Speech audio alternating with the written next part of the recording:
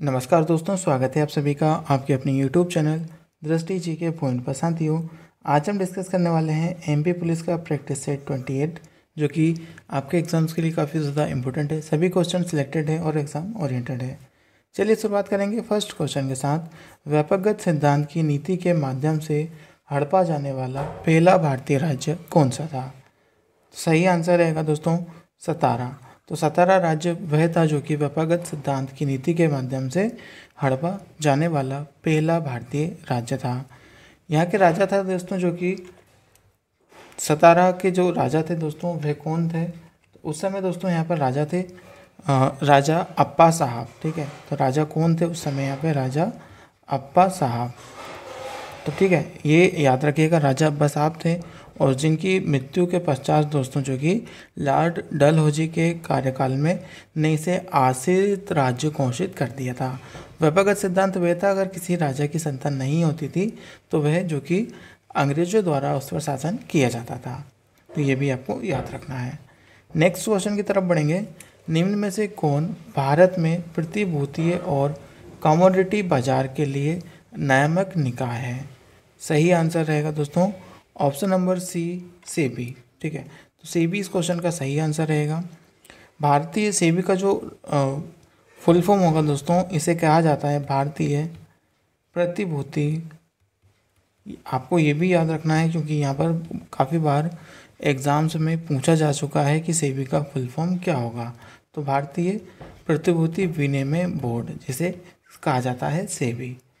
ठीक है, तो ये आपको याद रखना है। भारतीय प्रतिभूति और विनिमय बोर्ड यानी सेबी। ठीक है, सेबी का जो फुल फॉर्म होगा भारतीय प्रतिभूति और विनिमय बोर्ड होगा। ठीक है, अगर इसके अध्यक्ष की बात की जाए दोस्तों तो वे कौन है वर्तमान में? तो माधवीपुरी बूच।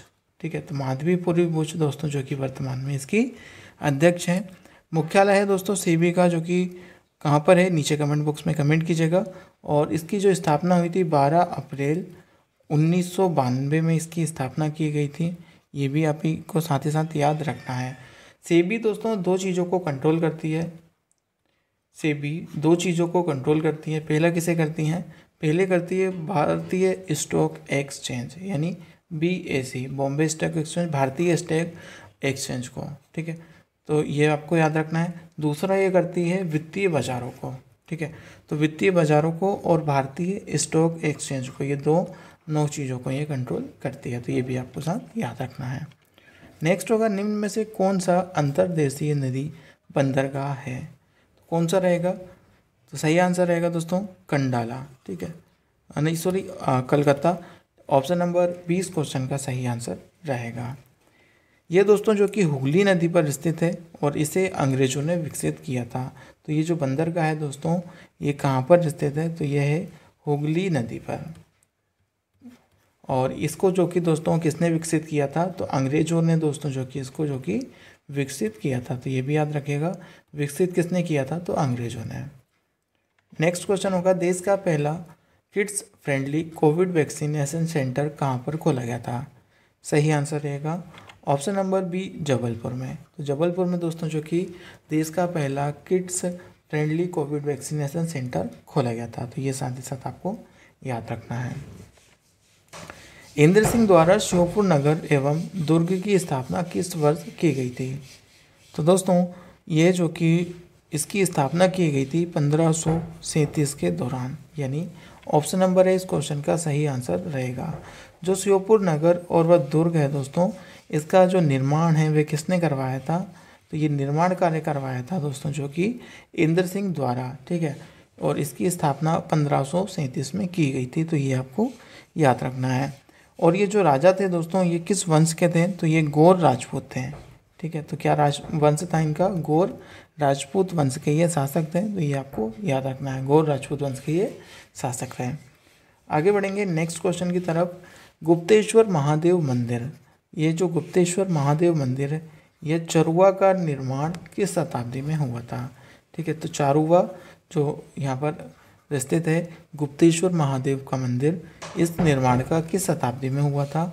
या तो ये हुआ था दोस्तों जो कि ऑप्शन नंबर बी 10वीं और 11वीं शताब्दी में। तो 10वीं और 11वीं शताब्दी में गुप्तेश्वर महादेव मंदिर का स्थित निर्माण करवाया था और ये चरुआ राज्य में स्थित है।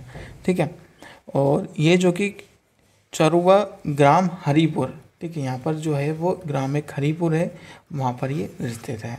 तो ये भी आपको याद रखना है। किस प्रसिद्ध गोंड किले में 53 पत्थर की मूर्तियाँ हैं? तो दोस्तों जो प्रसिद्ध गोंड किला है वह है सोनखार। ठीक है, सोनखार एक जो फोर्ट है यहाँ पर, जो कि 53 किलो की पत्थर की मूर्तियाँ पाई जाती हैं, जो कि प्रसिद्ध गोंड ये किला है। ठीक है, तो ये भी आपको साथ ही साथ याद रखना है। भारत की सबसे बड़ी मस्जिदों में से एक है ताल उल मस्जिद, ये कहाँ पर स्थित है? कमेंट करके बताइएगा। और दोस्तों ये जो कि दुनिया की 7वीं सबसे बड़ी मस्जिद है, कौन सी है? 7वीं सबसे बड़ी मस्जिद है, तो ये कहाँ पर स्थित है? जल्दी कमेंट करके बताइएगा। सही आंसर रहेगा दोस्तों जो कि भोपाल में। ठीक है, तो मध्य प्रदेश के भोपाल शहर में ये स्थित है, जो कि दुनिया की ये 7वीं सबसे बड़ी मस्जिद है। अगर इसकी बात की जाए दोस्तों, तो इसका निर्माण किसने करवाया था? तो ये निर्माण दोस्तों नवाब शाहजहां बेगम ने। किसने करवाया था? नवाब शाहजहां बेगम ने इसका निर्माण करवाया था। और ये कब करवाया था? इसका अगर वर्ष पूछे आपसे तो 1871 में। ठीक है, 1871 में इसका निर्माण कार्य शुरू किया गया था। तो ये भी आपको याद रखना है, किसने करवाया था? नवाब शाहजहां बेगम ने।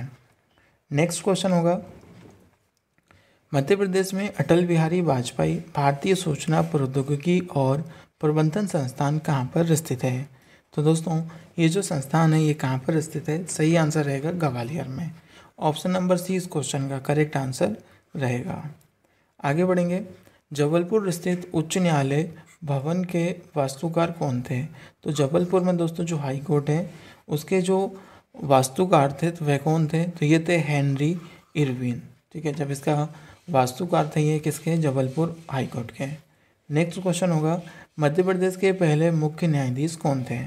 तो मध्य प्रदेश के जो पहले मुख्य न्यायाधीश थे दोस्तों, तो वह कौन थे? जल्दी कमेंट कीजिएगा। और अगर मैं आपसे पूछूं कि भारत के पहले मुख्य न्यायाधीश कौन थे, तो कमेंट करके ज़रूर बताइएगा। ठीक है, इस क्वेश्चन का जो सही आंसर रहेगा वह रहेगा न्यायमूर्ति हिदायतुल्लाह। ठीक है, जो कि मध्य प्रदेश के पहले मुख्य न्यायाधीश थे। ये भी आपको याद रखना है। वर्तमान में दोस्तों कौन है अभी यहाँ पर? वर्तमान की बात की जाए फिलहाल में, तो यहाँ पर रवि मलिमत। ठीक है, रवि मलिमत दोस्तों जो कि अभी वर्तमान में यहाँ पर मुख्य न्यायाधीश हैं। और इसकी स्थापना कब की गई थी? तो इसकी स्थापना 1 नवंबर 1956 को की गई थी। 1 नवंबर 1956 को दोस्तों जो कि मध्य प्रदेश उच्च न्यायालय की मुख्य पीठ जबलपुर में स्थित है इसकी स्थापना कब की गई थी? 1 नवंबर 1956 को। साथ ही साथ आपको ये भी याद रखना है। आगे बढ़ेंगे नेक्स्ट क्वेश्चन की तरफ। नेक्स्ट क्वेश्चन होगा दोस्तों, भारतनाट्यम निम्न में से किस राज्य से संबंधित है? तो दोस्तों भारतनाट्यम जो कि राज्य से संबंधित है, किससे है? तमिलनाडु से। तमिलनाडु से भारतनाट्यम का संबंध है, जो कि एक प्रसिद्ध यहाँ का नृत्य है। ठीक है, तो ये आपको याद रखना है। ऑप्शन नंबर ए इस क्वेश्चन का आपका करेक्ट आंसर रहेगा। बात की जाए दोस्तों यहाँ के राज्यपाल की, ठीक है, तमिलनाडु की बात हुई है, तो तमिलनाडु के जो राज्यपाल हैं वे कौन हैं? तो ये हैं दोस्तों R.N. रवि। ठीक है, R.N. रवि जो कि तमिलनाडु राज्य के राज्यपाल हैं। अगर CM की बात की जाए, मुख्यमंत्री की बात की जाए, तो M.K. स्टालिन। कौन होंगे? M.K. स्टालिन दोस्तों जो कि अभी वर्तमान में तमिलनाडु के मुख्यमंत्री हैं। ये भी साथ ही साथ आपको याद रखना है। नेक्स्ट क्वेश्चन की तरफ बढ़ेंगे, निम्न में से कौन कथक नृत्य से संबंधित है? सही आंसर रहेगा दोस्तों option number C Sitara Devi, जो कि कथक नृत्य से इनका संबंध है। नेक्स्ट क्वेश्चन होगा, यूट्रोफिकेशन की ओर जाता है। तो दोस्तों यूट्रोफिकेशन की ओर जाता है तो क्या होता है? सही आंसर रहेगा घटा हुआ DO। ठीक है, तो घटा हुआ जब DO है वह घट जाता है, तो ऑप्शन नंबर सी इस क्वेश्चन का करेक्ट आंसर रहेगा। नेक्स्ट होगा, कैंसर के उपचार में शामिल क्या है? तो कैंसर का जो उपचार है दोस्तों, डायलिसिस, कीमोथेरेपी या एलिसा। तो जो कि सही आंसर रहेगा वह कौन सा रहेगा? ऑप्शन नंबर बी कीमोथेरेपी दोस्तों जो कि कैंसर के उपचार में शामिल है। आगे बढ़ेंगे, जेनरिक दवाओं को किस नाम से जाना जाता है? तो जेनरिक दवाएं जिसे कहा जाता है दोस्तों जो कि सामान्य दवाएं, ठीक है, सामान्य दवाएं कहा जाता है जेनरिक दवाओं को। तो ऑप्शन नंबर सी इस क्वेश्चन का सही आंसर रहेगा। नेक्स्ट होगा, मानसिक स्वास्थ्य देश को प्रभावित कर सकता है। तो मानसिक स्वास्थ्य दोस्तों किसको प्रभावित करेगा? जॉगिंग को, स्वाद को या शारीरिक स्वास्थ्य को? सही आंसर रहेगा शारीरिक स्वास्थ्य को। तो मानसिक स्वास्थ्य किसको स्वस्थ रखेगा? शारीरिक स्वास्थ्य को। क्या ईंधन के दहन के द्वारा छोड़ा जाता है? जब भी आप दोस्तों कहीं ईंधन, जैसे बाइक चलाते हैं तो ईंधन जलाते हैं, तो ईंधन जब जलता है तो फिर क्या छोड़ता है? तो सही आंसर रहेगा खतरनाक गैसें, ठीक है। जब ईंधन का प्रयोग किया जाता है और वे जलता है तो उसके बाद क्या छोड़ता है? तो खतरनाक गैस का ये रिजर्व करता है, छोड़ता है।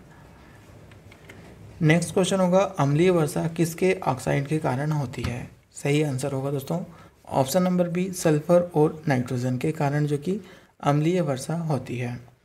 लास्ट क्वेश्चन रहेगा, जिन जंतुओं में भ्रूण में 3 रोगाणु परतें होती हैं उन्हें कहा जाता है? सही आंसर रहेगा ऑप्शन नंबर है त्रिकोशिका।